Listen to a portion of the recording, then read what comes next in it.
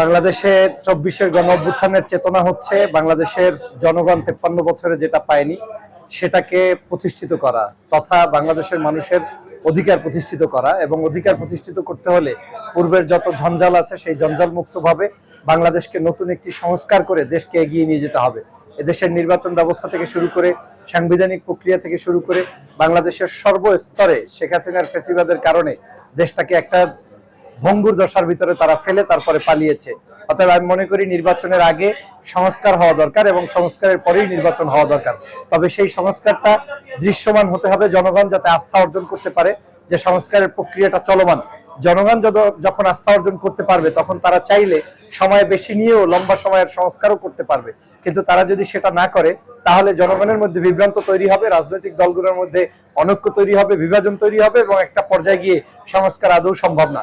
অতএব আমি মনে করি যতটুকু সংস্কার হয় সাথে সাথে মিডিয়ার মাধ্যমে দেশবাসীকে সেটাকে অবগত করা, রাজনৈতিক দলগুলোর সাথে সংলাপ করে একত্রে বসে তাদেরকে জানানো এবং এর প্রক্রিয়ার মধ্য দিয়েই বাংলাদেশে এই সংস্কার কার্যক্রমকে এগিয়ে নিয়ে যাওয়া। তবে সংস্কার যদি পূর্ণাঙ্গভাবে না হয় তাহলে নির্বাচন করলে সেই নির্বাচনের কোনো লাভ নেই, কারণ তাহলে আগের যে পদ্ধতির নির্বাচন ছিল কিংবা ক্ষমতার দাপট ছিল, টাকা পয়সার দৌরত্ব ছিল এবং অবৈধ মানুষদের আনাগোনা ছিল, সেটাই আবার থেকে যাবে।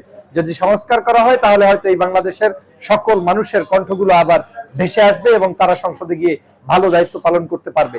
এবং এই সময়ে যদি আপনি সংস্কার না করেন তাহলে এর চেয়ে গোল্ডেন টাইম আর কখনোই আসবে না। কারণ নির্বাচন যখন হয়ে যাবে, নতুন যে কোনো দলই আসুক না কেন, সেটা হোক বিএনপি কিংবা জামাত কিংবা অন্য যে কোনো রাজনৈতিক দল, কেউই আপনার মনমতো সংস্কার জনগণ যেটা চায় সেটা করবে না। অর্থাৎ তাদের স্বার্থেই, আমাদের স্বার্থেই, দেশের স্বার্থেই রাজনৈতিক দল ক্ষমতায় আসার আগেই সংস্কার হওয়া জরুরি বলে আমি মনে করি। বাংলাদেশের ২৪-এর চেতনা হচ্ছে ২৪ সালের যে গণ অভ্যুত্থান হয়েছে, জুলাই বিপ্লব হয়েছে, এর মূল চেতনাটাই হচ্ছে যে বাংলাদেশের সংস্কার করতে হবে। আর এই সংস্কারটা কি?